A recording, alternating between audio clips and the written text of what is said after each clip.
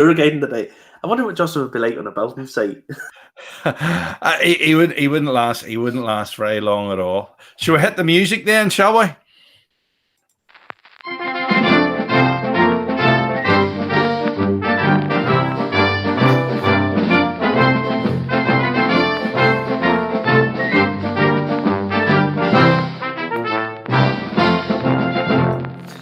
Wonderful stuff. Wonderful stuff. Absolutely wonderful. Now, do the news. This has been circulating on a rumour. I heard this a while ago. I didn't want to say anything because it's sort of top secret, but this week it all came out. It's all over Facebook and so on and so forth.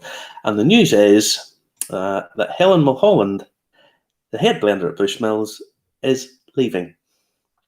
She's leaving.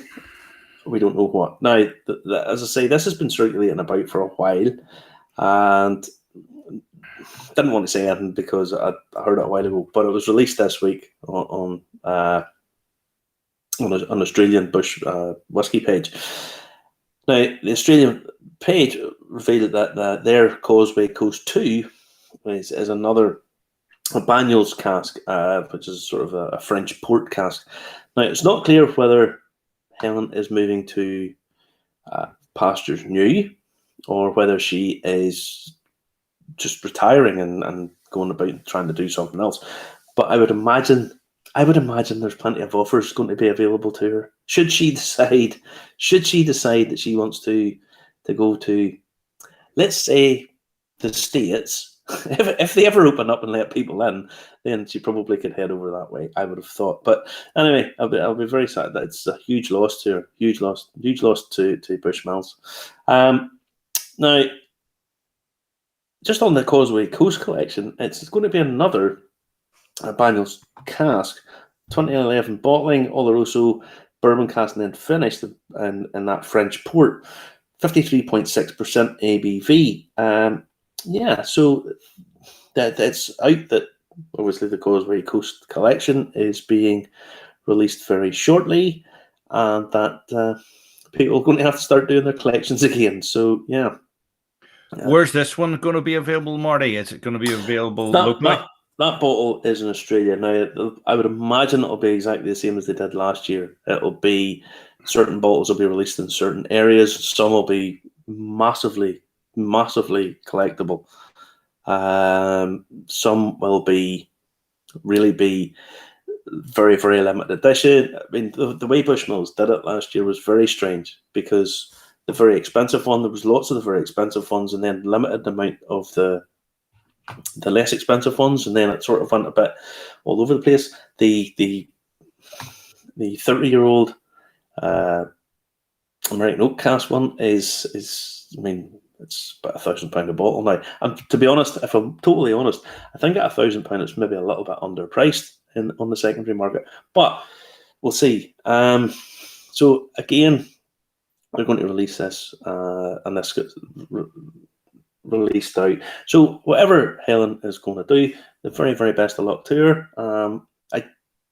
The thing is, I heard this a few weeks ago that the rest of the bottles are not going to have her name on them. They're going to have Colin Megan's, because this bottle is the last bottle to have her name on it. So yeah, it'll be interesting to see. Maybe don't quote me on this; it might be slightly different in the flesh, but yeah. There's Mark Kerr telling us the bad news that he drunk all his Causeway collection, and now it's going to be worth a fortune, Mark. Oh, some of them will never be worth a fortune, but some of them really will. Some of them will shoot up in value because they'll be really hard to collect, really hard to get. But that's the way of the world at the minute, you know. So, yeah. Where we're heading to tonight, then? We're heading to the duplicitous world of surreptitious and sneaky whiskey dealers, because a company called, right, bear with me on this because I might pronounce this wrong, Elucida, Eluceda, has invented a handheld machine to detect fake whiskey.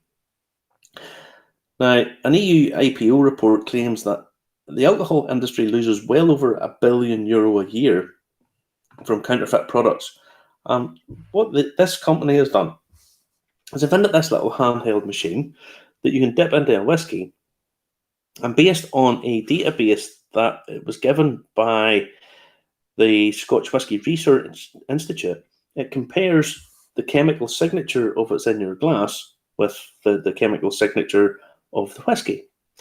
Now, this will not stop the bottles, the fake auction bottles and the fake bottles that people never open. Yeah, won't stop that's that. the idea. But what it does stop is somebody who has a bottle of Middleton Very Rare up on for sale in bars and hotels and so on, shall we say, refilling it with an inferior product or a cheaper product? Because, let's be honest, lots of people buy these and they maybe buy them as a one-off treat. You go in and there's lots of bars that will sell you a measure of whiskey at 30, 50, £100 a measure, and you probably never try it before, never try it since. This stops that. Now, this will probably not be for the average punter like ourselves, but it will be a very, very useful tool for, shall we say Middleton or Bushmills, whatever. They want to go out and make sure that the product that's being sold out of those bottles is the correct product. So that's what they'll be doing. So yeah, because it would be a really bad thing if you went out and you got shortchanged, wouldn't it? Yeah, Justin, for years, and I can tell you from first-hand experience that back in the day, I'll give you a good example. It used to be that Cossack vodka, if you bought 10 cases of Cossack vodka, they give you a case free. Smirnoff didn't. So for years, and I mean years, people were drinking Cossack vodka but paying for Smirnoff. This went on for years and years and years. And I know that this happened because I saw it with my own eyes. I'll not tell you how I saw it with my own eyes. I've never run a bar, so it wasn't me doing it. But I had first-hand experience of people doing it. I've watched them doing it. Okay. All right. Now, certainly a very useful tool, but sounds expensive, that Lucida. Probably it's not as expensive as you think. The machine itself is called the eSense hand detectors, and it basically just works by testing the chemical signature and comparing it to a database. So I don't think it would necessarily be all that expensive. It would probably work if your drink was spiked too, wouldn't it? That probably would, yeah. Foiled again. Oh god. Oh boy. Oh no. Yeah. So it'll be interesting to see how many people get caught out, because these wee test kits. Yeah. Interesting little thing. All right. Now, where are we heading this week? Because we're going to go and visit foreign parts very soon, aren't we? We are. We're going to a land down under. Now, the reason I wanted to highlight this is Writer's Tears. For anyone who's never tried Writer's Tears, it's a fantastic whiskey. It really is. I'll just pour myself on because I haven't had a whiskey tonight. I'll tell you another thing, just before we go any further. I was in the bar just before I come up here because it's my stepmother's 70th birthday today. And can I just wish her the happiest of happy birthdays. She's a saint that walks the earth. And Charlotte, thank you very much for all you do for us. It really does mean a lot to me. It really does. So, yeah. Anyway, now, get back to the story. Mark Kerr saying Writer's Tears is what's in his glass tonight, actually. Honestly, it's a super whiskey. Now, what they've released this week is their first pot still, standalone, single pot still whiskey. The normal one that they get is a blend, and it's got a pot still element to it. But this is their pot still release. It's £49 or €59 a bottle, triple distilled bourbon cask, then PX and Marsala hogsheads, 46%. Now, this is going to be a standalone product. It's not a special release. However, the first batch is limited to 5,800 bottles. So it'll be available later on in the year when it'll be available in the States later on this year. If you haven't tried Writer's Tears, it's definitely one that I would recommend to you. It's got lovely nose to it, lovely body to it, but really sort of smoky, silky, and creamy texture to it. Nice finish, very affordable. It's a really good whiskey. So try that, and it'll be nice to try a pot still. I'm not sure of the mash bill. I read some stuff about it, but never seen the mash bill. But I'll have hopefully that pot still spice to it, and I'm fairly confident that this will be a good one. It'll be well worth having a look at. Okay, worth a punt. Vic Cameron saying hello tonight, and Darren Barney Milligan is saying hello. Nice to see you. Catching up with us this week again, Vic, and Darren Barney Milligan as well. So, yeah. Now, tonight's show is about environmental stuff, okay? And, well, the last two stories have kind of an environmental element to them. So stick with us. Next up, Yamazaki, the Japanese bottling, have announced that they are going to release a 46% ABV, 55-year-old blend. Now, it's a blend of three single malts from the 1960s. wow. Hang on, we'll get to this in a wee minute. Why you're going wow? One was matured in a Mizunara oak, and the other two in American white oak. Now, this is what the chief blender, Shinji Fukuyo. I hope I said that right, and then I ain't going to get Zuckerberg or anything like that.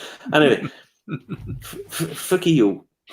Anyway, this is what he said. Now, not to get a bit poncy, but this is a direct quote.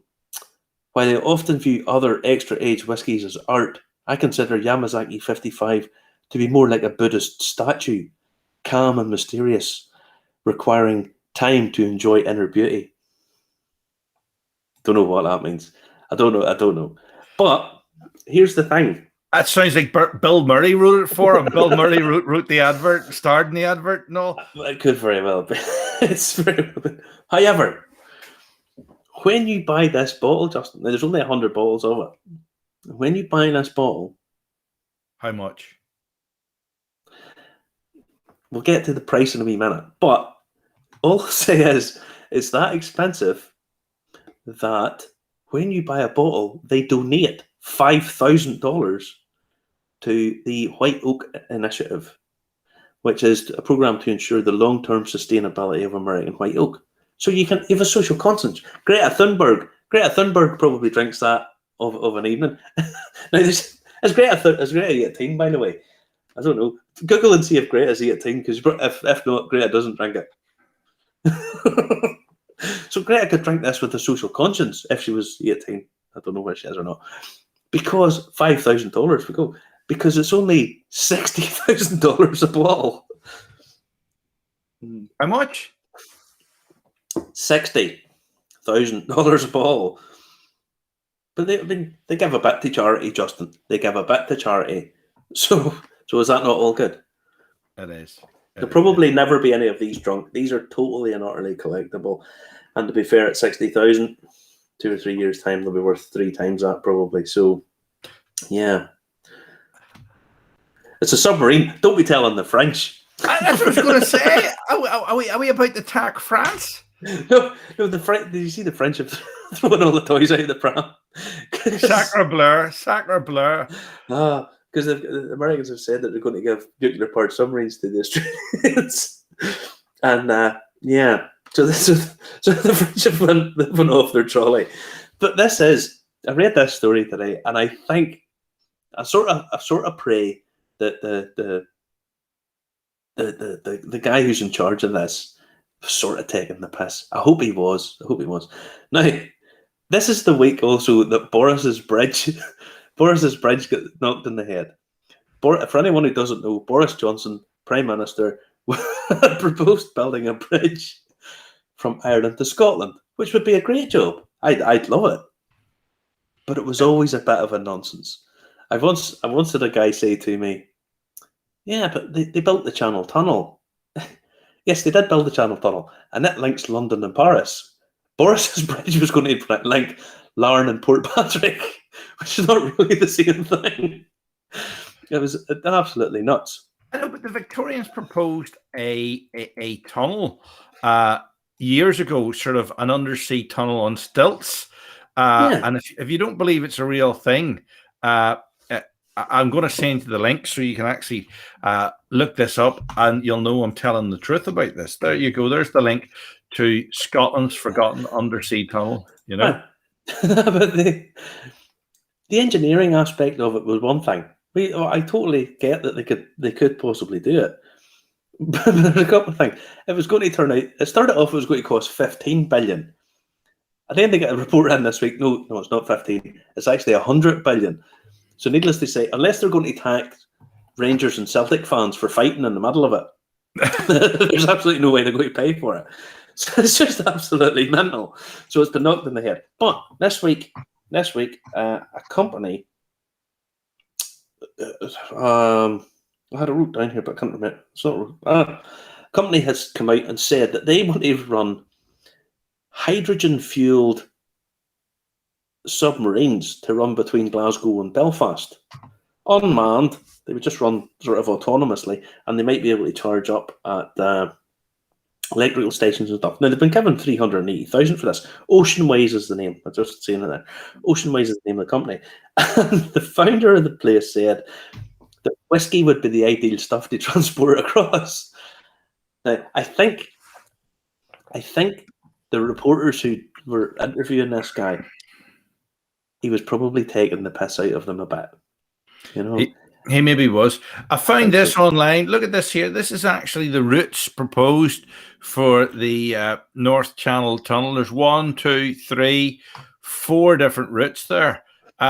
Eventually, they will come. Elon Musk will build them eventually one day. He will eventually build them one day. I can guarantee you. He'll not. He'll not. There's no point. No, I'd love him to build one. And mainly because it might piss off Nicola Sturgeon, which is always a good thing. And that annoys Nicholas all right with me. But no, as I say, it'd be a great job. But I don't ever see it happening, Justin. I just don't. I think it will. I think it will one day. I think they'll have to.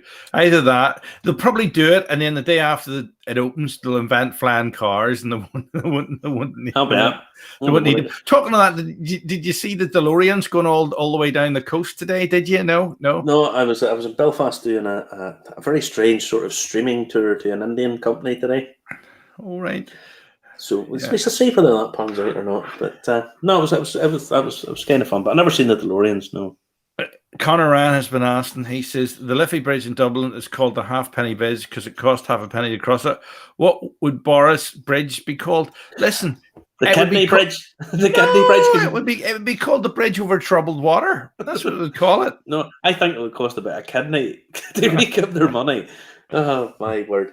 It would cost an absolute fortune of money. As I say, I've said this before in the show. I always do this analogy. People talk about millions and billions and stuff, and it's very easy to get confused by this. 1 million seconds is about 11 and a half days. 1 billion seconds is 34 years. So whenever they talk about billions about, it's considerably more. So yeah, I mean, listen. Submarines. I mean, how on earth do you manage to get submarines into a whiskey show? But it's directly linked. The guy Oceanways. I swear, I think he must have been pissing himself laughing when he said it. Oh, whiskey would be a great thing to transport in this we unmanned hydrogen powered submarines going across from Glasgow to Belfast. And we have to put out an appeal tonight because Peter Stewart says he was going through his collections tonight and he can't find his 2 bottles of Old Cumber. Oh, Peter, have you drunk them? Has the other half thrown them out? You know. Now, is it Old Cumber? Because there's 3 versions of Old Cumber. There's the original one from the 50s, which is the real one you want. There's the 30-year-old one, which is it's awful, but again, it's still from the original distillery. And then there's the new one from Dunville's, which promises something very good. Well, put it like this, me and you have both tasted it, and it is superb stuff. Yeah, that is really, really good. And if you can get your hands on a bottle, there's Dark Sky Spirits could have been on tonight. They says, what would the bridge be called? The Half Break Bridge. We had to record these guys 3 times because the internet was working against us. You know, it's the new one he's missed. Hang on to that. And get one of them open and hang on to one. That's my advice to that. Mm-hmm. That's it. William McLennan thinks this should call the bridge Whiskey Galore, or the Submarine would certainly be called that. The only thing I would say, one of the problems with Boris's bridge was after the Second World War, all the unexploded ordnance, all the stuff that had all the bombs and mines and mortars and stuff that they hadn't blown up. There's only really a couple of things you can do. You can either defuse them all by hand, which takes a huge amount of time and is extremely expensive, or what you can do is just find a big hole and hoof them into it, which is what they done, and they hoofed them out there. Now, if that submarine sinks and goes down like that and triggers one of those mines, Boris's bridge will be. We don't need to worry about it because they'll blow the whole side of West Scotland and Larne to pieces. Well, I have to tell you a little secret. And of course, Larne did get blown to pieces once when they were taking apart a munition ship. Many years ago, they had a mini explosion like the one that blew up Halifax a century ago when explosives ship was docked in Halifax, Nova Scotia. I had a great uncle, who was on the munition ship run, right? Mm-hmm. And his munition ship in one go could dump more munitions than the government says dumped there, and he was on the run for about 7 years after the war. And he was the kind of boy, if he wanted to be back for the races starting at 1 o'clock an hour, he would just go around the corner, dump it, and be back in again. So there may be a lot closer to Troon than you think. Of course, can you imagine it? Trump's golf course getting blown to Kingdom Come or something like that. I always love telling tourists. You know what's banned in Turnberry? Iron Brew's banned in Turnberry because it stains the carpet orange. If you get it on the carpet, it stains them orange. Is that true? Is that true? What about fake tan? What about fake tan? As long as Donald doesn't go for a roll on the carpet as well. Blame on somebody's drinking Iron Brew. All right. Now, the Tonight Show is about the environment, and there's lots and lots of stuff you can go on about the environment. And obviously, this is certainly much more of a pressing engagement because it's getting urgent. We've ignored this for decades. We really have, and it's just getting worse and worse. And we can begin to really see the effects of this. And all companies, I've said it before, businesses are the only way to fix this. Okay, governments have to support businesses who then sell products to people, and that's how it'll be fixed. So you have to support companies that are doing environmental things, and there's a whole range of stuff we can do. But first off, what I want to talk about is, I'll just set that down out of the way, is I bought a bottle of whiskey this week, and I felt very proud of myself because this is from the Dark Sky Spirits Company. And this is in support of the Muffet Eagle Festival. The Muffet's just across the water from me. It's across over in Dumfriesshire. Dark Sky area, and Muffet is a dark sky town. But they have been rearing and releasing golden eagles. If you've never seen a golden eagle in the wild, you really, really haven't lived. They are the most magnificent creature. They really are. And this week, we caught up with Dark Sky Spirits. Eventually, because I blame Justin. Justin messed this up. It took us three times. Now, environmental stuff is always supposed to be efficient and reduce, but we ended up having to record it 3 times. But eventually, we got it all in the can. We got caught up this week with Nick and Aaron and a bit of a chat about Dark Sky Spirits and the Eagle bottling. So,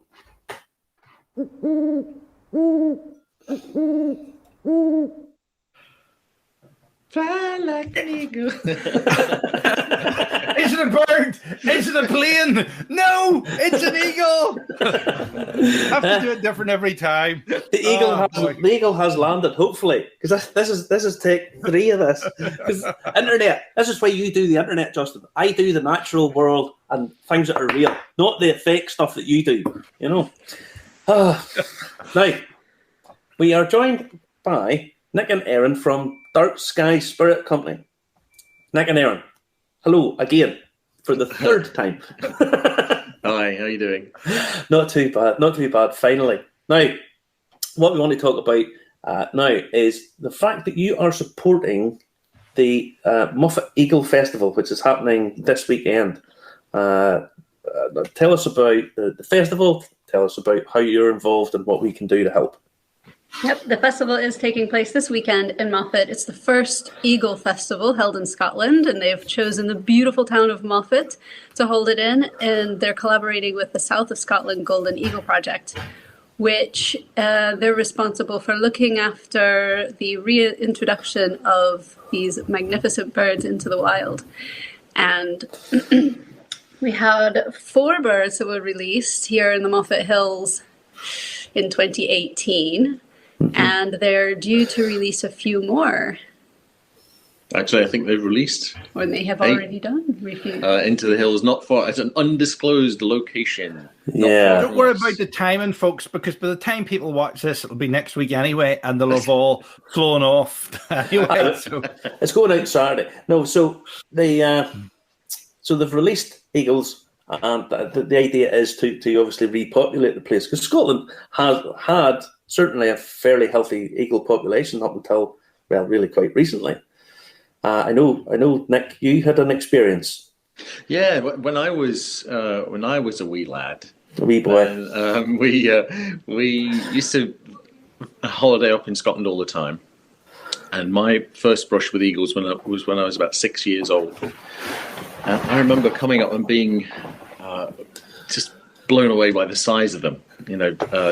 The raptors that we had south of the border were a completely different scale. So seeing these, they just captured my imagination, and ever since I've sort of been in love with them, really. And when I was 6, I remember that Christmas, I got this gigantic eagle poster which sat on my wall at the foot of my bed, and it was there until I left university. So that was always it was a touchstone for me. Just the beauty of that bird and the background of the hills. Just amazing. Well, I'm actually the same. I had a fantastic experience in Scotland with nature in the early 1980s. We were climbing to the top of a hill on a school trip beside Loch Lomond. And, well, lo and behold, didn't we discover the monarch of the Glen right at the top of the hill? And it scared the bejesus out of us. And all the school children slid down the hill on their backside, ripping the backside out of their pants. So there you go. And I have the Lancier on the wall here. No, I don't. No, I saw a golden eagle. I remember whenever I was a kid, we were driving in the hills not too far away from here, and there was one sitting on a bridge, and it just took off, and it's the sky kind of went a bit dark because it took off more or less in front of the thing, and it's such an impressive creature. They're just magnificent. Now, the festival is obviously to promote and inform people, etc., I assume. Yes, the South of Scotland Golden Eagle Project, their purpose in life really is to rear these golden eagles in the absence of humans, so that the eagles don't have any familiarization with people, so they don't get too imprinted, and then to release them, track them, make sure that they're being cared for, and really just to educate around that. So educate farming community and the locals about these magnificent birds. Yeah, they are truly magnificent. If you've never seen one in the wild, it's well worth traveling to go and see them. They are just the most amazing thing. Now, how are you helping the festival? What is your role in it? We, when we first learned about it, we thought, it would be great to be able to make a scotch to help celebrate this. And so Nick can probably tell you about the liquid that's inside of it, and I'll tell you about the outside of it. So we had a local designer who we work with help us come up with a label, and it's sort of iconic features of Moffat, the Devil's Beef Tub on label, and the 4 eagles that were released. into the wild. Yeah. Very impressive. It's sitting there in the lovely purple heather as well. Yeah.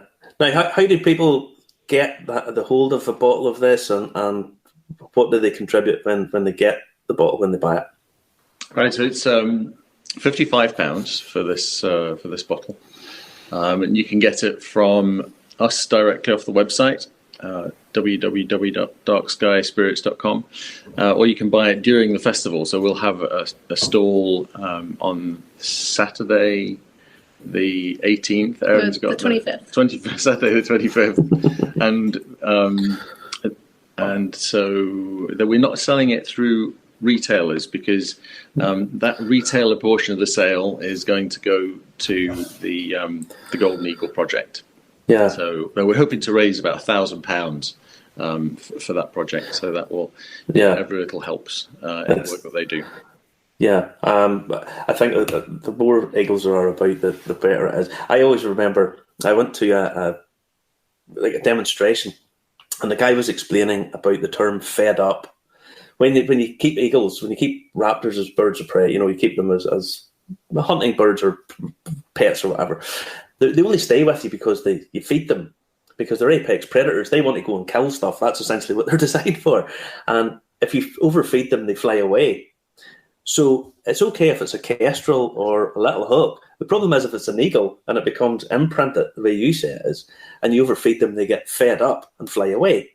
And when they fly away, they associate humans with food. So if someone's out walking their dog, for example, because an eagle could come down and quite easily lift a small dog. Easy. It's walking food. Yeah, it's walking food essentially. So the term "fed up", that's where the term comes from. Now, thank you very much. So there you go. Fantastic stuff there from the guys at Dark Skies. Now, I bought a bottle of this because I bought it before anybody thinks I bought this, and because I love eagles, and they are predators, and we hunt all the predators away and bring them back. So it's lovely stuff. I had a big touch of it last night. Now, the good folk at Dark Sky did a full interview with us, which will appear up in the podcast during the week. Now, they also sent this. So we're running a competition. 20 people. If you comment, like, and share, we will get them to send these out. Now, unfortunately, this is only open to people in the UK because of the current sort of Brexit shambles that keeps going on. But if you want to win a little bottle of Moffat blend, drop us a line and we'll get you onto the thing, and we'll pick 20 people and get them sent out. Okay? Yes, it's always a good idea to comment, like, and share when the show is live. All your whiskey friends to get to know about it. At any time, you can hit us up on sort of Instagram, LinkedIn, YouTube, or Facebook. You can also ask your smart speakers to play Irish Whiskey Review Podcast, and the latest episode will start. And, we're always thinking of new content and new stuff coming up here as well. And if you want to support us as well, it's buymeacoffee/Irish Whiskey. Now, what we'll say is they've got a very interesting story and a really good project, including a family-friendly distillery, which excellent. The more of this kind of stuff, because we like all that. So we get caught up with Nick and Aaron. So listen to the podcast during the week. Remember, competition time. You want to win a miniature of Moffat blend. Now, environmental stuff. I just want to touch on some of the environmental stuff, because distilleries are fairly environmentally friendly anyway, but they do use lots and lots of energy to heat up the still, because you have to obviously boil off your liquid essentially. But there is also some other aspects to it. When you do your distillation, you have your oil left, the chemical stuff, and it's a fairly natural product, but it's quite high in copper, so it can't be fed to sheep because it kills sheep. But it also has a very high, what they call biological oxygen demand, which means you can't just get rid of it because it sucks oxygen. It needs oxygen to degrade. There's lots of stuff that they try and save on. Now, there's a whole project. The government give millions to try and make the Scotch industries go a bit greener. And indeed, there's one anyway that I know of, carbon neutral distilleries in Scotland, the Nicknayan. But there's a few in the pipeline, and I mean, the likes of the Boatyard Distillery is going to be carbon neutral by 2023, I think it is. And there's actually a distillery in Ireland who are so environmentally friendly that they won't answer emails or phone calls. Yeah. Yes. You know, yeah. they seem to want to live off grid, as in they don't want to talk to anybody. Yeah, it's a weird one. That. Yeah, Yes, it's extremely weird. We've sent a number of emails. We've tried to ring them. Don't answer any of them. They didn't even do it for Belfast Whiskey Week. So, should we doorstep them like that's life, and just doorstep them like Roger Cook and say, "You're doing an interview, or else." it's a strange one. I mean, yeah, I don't know. I don't know. There's people getting in the act already. Michael Linus is saying, would like to try that Moffat blend, something a bit different for me. And Frank Hearn is saying, have we had Scotch as competition before? Yes, we've had a couple of Scotches. Sure, with the wonky bottle on before, didn't we? The River Rock. Yeah, the River we did. Well, it wasn't necessarily your typical Scotch, but the River Rock, if you remember, really good quality malt, or really good quality spirit, but not a huge amount of flavour. But it was really, really nice, really good quality stuff. Yeah. Yep. And Frank Hearns, he's saying he must have missed that one. You maybe were away at the caravan, Frank, or something like that. And you missed it. You didn't have any signal that week, because we've been doing this for 18 months now. It's a long time when you're having fun, isn't it? It is. It is. Yeah, it's a long time when you're having fun. Now, we were talking about sort of the carbon neutral stuff and trying to be environmentally friendly. So what we did this week, we went down under, didn't we, Justin? Yeah, we did. That was like the Submarines, you know. The Submarines went down under, you know. Yes. Upset our French cousins. You know, we upset them, guys. I don't know what they're going to do when they put the subtitles up on this. It'll probably say something in French. It'll be all axed out. We'll be getting Zuckerberg. In You'll France be getting Zuckerberg. Yeah. The French Zuckerberg, Le Zuckerberg. Now, what we did was we got in contact with the Kinglake Distillery, all the way down in Victoria, down there, very near the Yarra Valley in Australia, because they are carbon neutral. Now, they're not a big operation. They're never going to be a big operation, but they are in an area which is probably going to be much more affected by climate change than certainly some other areas. And they set up a distillery to be carbon neutral. Huge task, and Chantal comes on and explains some of the difficulties that they had. But these are pioneers, because they'll show the way for other people. Everything's difficult to do it the first few times. Then it becomes a lot easier. So we caught up with Chantal during the week.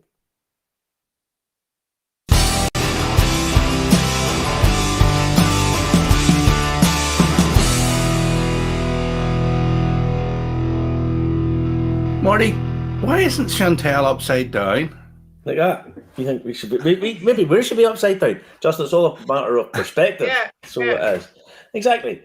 You know, Justin thinks just because we're up here and maybe it's that way. Who knows?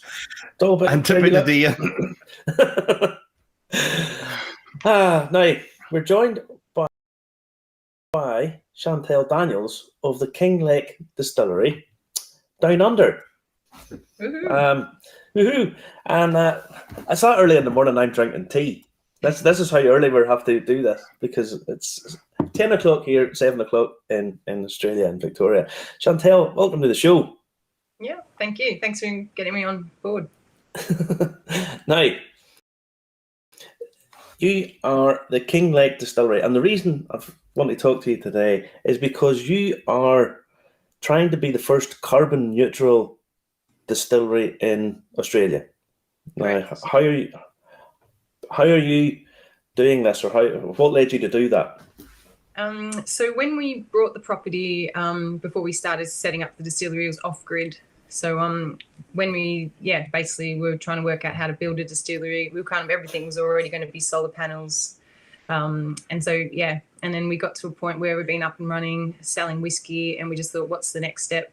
And we feel like carbon neutral's kind of like where the rest of the world, we all should go, really. I think a lot of distilleries don't choose to go that way because it's such an energy sapping process. You're heating water, you're cooling it, you're heating it, you're cooling it.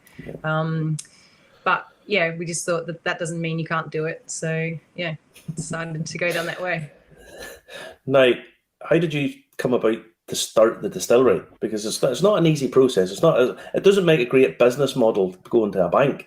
So No, how did you how did you not. especially one when you say, oh, listen, we're going to start a distillery and we're going to make it really difficult for ourselves. This is probably really hard.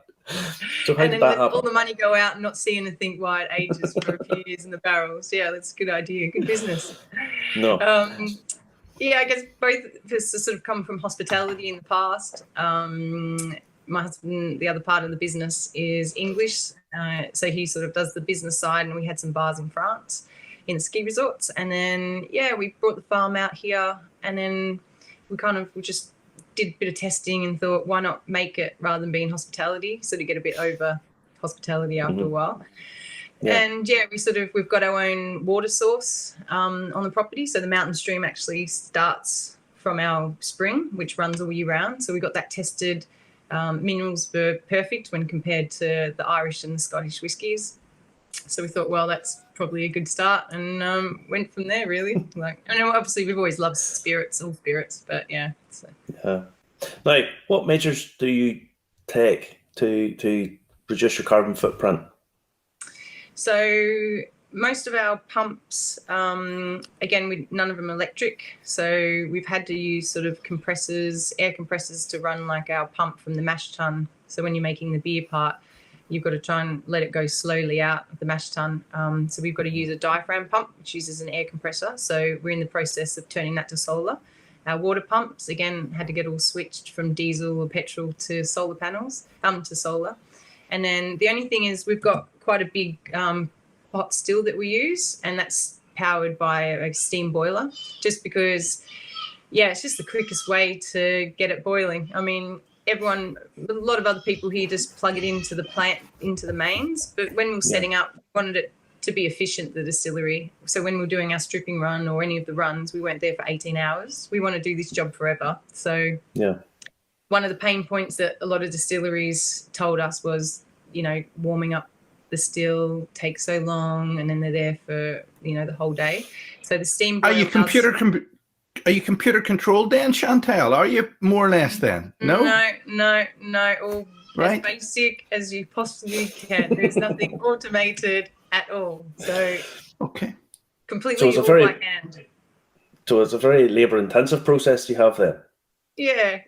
It's not too bad. I mean, we do quite a big volume for sort of small people, like a small distillery like us. But everything's done. It helps us because if anything goes wrong, we can fix where the problem is. Yeah. And we're like the mountain range that looks over Melbourne in Victoria. So if something went wrong, it's not like you can just duck down the road to get something to fix it. So we made sure there's no automated process. But so the only thing we're working on, and we're going to have to probably do the carbon footprint at this stage, is our steam boiler is operated by gas. And we've got a lot of solar panels, but to try and generate enough solar for that, you'd need like $1 million to have it. And even then it wouldn't be efficient. Like all the solar panels we've got now, if it wasn't sunny, would only run the boiler for 30 minutes. So it's really taxing. But there's new technology coming out with the hydrogen splitting.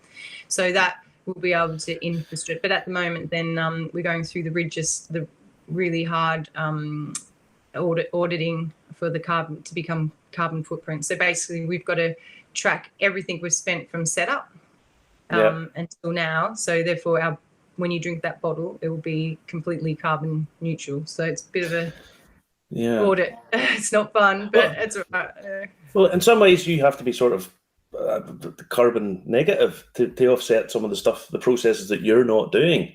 So how do you do you factor that in? So what are you meaning? Anything that Well, we can't track. Transportation. Yes. Yeah. So that's what we'll carbon footprint at this stage until. So we deliver with Australian Post, which is lucky because they're carbon neutral. So obviously they offset all theirs. And then, we'll have to look into electric cars for me because I sort of cruise around to shops and bars and restaurants. So, it's really tricky to try and eliminate it. It's even down to your merchandise. Like you grab a T-shirt, you can't just get the usual, cheapy T-shirt and put your print on it. It's all got to be, a lot goes into it. But no, I mean, it's worth it. And hopefully then, we're not too worried about being the first. We really just want people to realise that it's doable and just, crack on. So. Well, I think the thing about it is it's hard for the pioneers. Everything's always hard for pioneers. But then people piggyback on stuff that you've done. And it makes all these incremental changes is what changes the world, So, but, I mean, it's still not perfect. Like you said, it's super hard to be completely neutral. But I think I tell people that a lot of people don't realise when we pay for the off printing as a government one, is basically what they're doing is they're not just planting trees; they actually stop something in the world getting bulldozed down. So, we're also going to donate. So we'll probably lose a lot of value on our land that we've got, but we're going to give the whole front one to replant as well to sort of help with it. But I think the nice thing to know is when you do it through the government is what their approach is to try and prevent things happening rather than. Now you are in the mountains, but the Yarra Valley it's better known for being a wine region. Are you trying to change that? You're trying to say we're up above them, so we're spirits, and they're more wine. They can stay the wine. I'm not going to make any comment. I like wine, but I'm definitely not a wine person. Like, I wouldn't, know. No. Have the locals been round with the pitchforks and shovels yet? Have they? No. No, the locals have been great, but no, we're kind of tucked away down a dirt road, and we haven't got the sign out the front, so not too many people know where we are. So we're safe. Sure, they'll change. No, keep up the good work. That's what you're doing is really important because, again, all these things, you see the effects of climate change all the time these days, and what's happening. You guys are kind of leading the way. More luck to you. Best of luck to you. Cool, thanks. There you go. Great girl there, doing a really, really nice girl. Really nice girl doing something important. Yeah. I know there's plenty of other people doing some stuff, trying to be carbon neutral, trying to move away over to hydrogen powered transportation, and they're trying to do various things. And all of it's important because we need to start taking better care of things. We really do. And we need to stop just thinking other people are going to tidy this up because they're not. It's up to us. Now, one of the big things is there's a project that's microplastics. You think of the water going into your stills, going into your whiskies and so on and so forth. I read a thing today. There's 3 trillion pieces of plastic in the world's ocean today. 3 trillion pieces. And it's all breaking down, and there's more and more and more of it every day. And it's just infiltrating everything. They need to get those ships to suck it all up and get rid of it all. They definitely do. There's so much stuff that needs to be done, and when you get talking to people like Chantal, who's doing this kind of thing, I'd love to get talking to an Irish whiskey distillery who's doing it, but they don't want to speak to anybody. They don't want to. They're so carbon neutral. They don't want to use CO2 to speak. I'm not going to name names. But. There's Frank Hearn saying he cycled in the Yarra Valley 20 years ago. Were you cycling around Australia with John Bishop, were you? You ever seen that show? It's quite good, actually. Well, put it like this. My great-uncle, totally diverse, I found out my great-uncle was buried a couple of miles away from Chantal's distillery. He basically disappeared to Australia. Nobody ever heard anything more about him. And I done the family tree, found out where he was, and a total coincidence. He's only a couple of miles away from Chantal. There you go. That's a good excuse. Can I pack my bags tonight to go to Australia? Oh no, we can't get in there either. Oh yeah, we can't get in there either. Are we not allowed in Australia? Even though we're going to share missile technology and stuff with them. I know that. I know. No. You won't want to get into Australia when the Chinese get there. Now, I could start an international incident in the teacup. Darren and Barney Milligan is sent back to the old ways of using water wheels, perhaps. Absolutely. I mean, why not? Here, It's a perfectly reasonable way of doing things. Darren Barney Milligan's a paper. Look at that. Should we tell them how many viewers are papers? Well, No, I went out. Your papers. No, I went out last week, just before the show started, about 7 o'clock. I went down with my cousin, and I videoed the combined massed bands of the Irish Guards, the Irish Dragoons, and the Royal Irish Regiment, and put it on YouTube and Facebook straight away. And now, the thing is, the people running it paid a production company to come down and film it and put it up and do all the stuff with it, and they did. And they did a good enough job. Okay, fair enough. They got about 10,000 views, just in something. Well, it was about 20,000 views in the end that they got. 20,000 views they got in the end, yeah. Justin done it for free, and I think it's about 156,000 views he got so far. Yeah, it's pretty high. So we'll actually give you a little. We'll give you a little link to that so as you can watch it because it is pretty special, and you can enjoy the bands in Carrickfergus. My uncle Noel used to be a sergeant in the Royal Irish, and what he did was to defend, in the interest of defending NATO, he used to play the French horn. No, he always tells the story that Gorbachev used to ring over and say, "Is Noel still on? Is Noel still on guard? Is Noel still playing the French horn?" That was he was basically the Iron Curtain fell. There's the link there. The link's on screen, so you can click that link there. It's just there, and that'll you can enjoy 3 tunes there. It starts off with this little march, and there you go. What's we saying? Well, papers and whiskey go hand in hand. They do, yeah. Listen, we've made a bit of a joke because Erin from the Dark Skies, she is a music therapist by trade back in the US. And whenever I heard about music therapy, I kind of thought, it's one of these sort of new agey, we can cure cancer by listening to people playing the pan pipes or something. But it's actually not. It's more for kids with like autism and stuff, and it calms them down and so on. And I was making a joke about being in Scotland. What you could do is music therapy with the bagpipes. That would be if someone could do that. That would be, calming people down with the bagpipes. But listen to the interview with it. It's quite funny. So before we go, folks, we better remind you about the Dark Sky Spirits competition because they've been kind enough. They've got 20 of these. And if you comment, like, and share this production, tell your friends, you will be in with a chance of getting one. I don't know when we're going to do it because we had other stuff planned, but the order we're doing things in isn't exactly what we'd planned. No, well, the thing about it is we'll get it sorted out, get it sent over, get some names in. We'll get them sent out. We can have it maybe in a couple of weeks' time. Whatever. There's no guarantee of when we'll get it done. It just depends on postage and all that kind of stuff as well. Okay. So that do.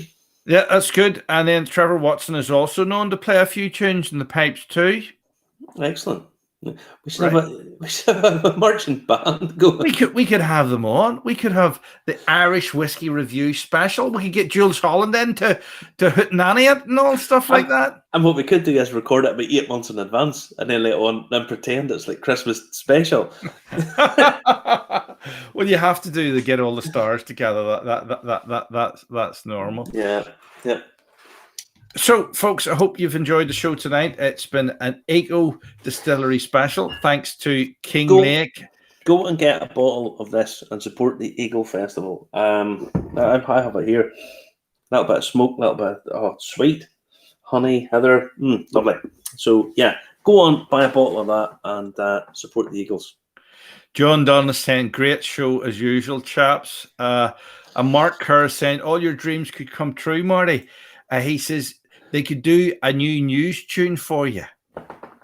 Bagpipe one. I would cry. I would cry if my hard work was replaced by the bagpipes. Listen, nothing tops. I had a guy say to me tonight, a guy called Strobes, said to me tonight, he says, I love the sort of pathy music, 1950s kind of stuff.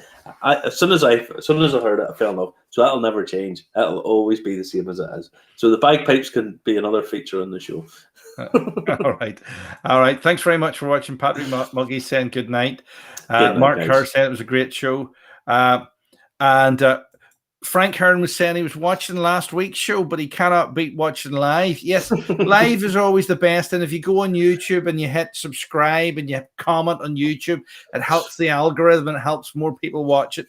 And Facebook as well. Go on there. Listen, and we're getting asked. William's asking us to get up to do lunch there at his fabulous bothy, but I don't know when we're going to get. We just can't get at the minute, can we? But look, at the minute we're both sort of working all the time. We're working as much as we can. I went 18 months without any income, so I have to try and work as much as possible. Snowed under. I'm even on the radio on Monday. We'll have a great week as well. Make sure you catch up with us on YouTube, Facebook, the podcast as well. The interviews are up there with both the Eco Distilleries. They'll be both up there by tomorrow. So they'll be both up there by tomorrow.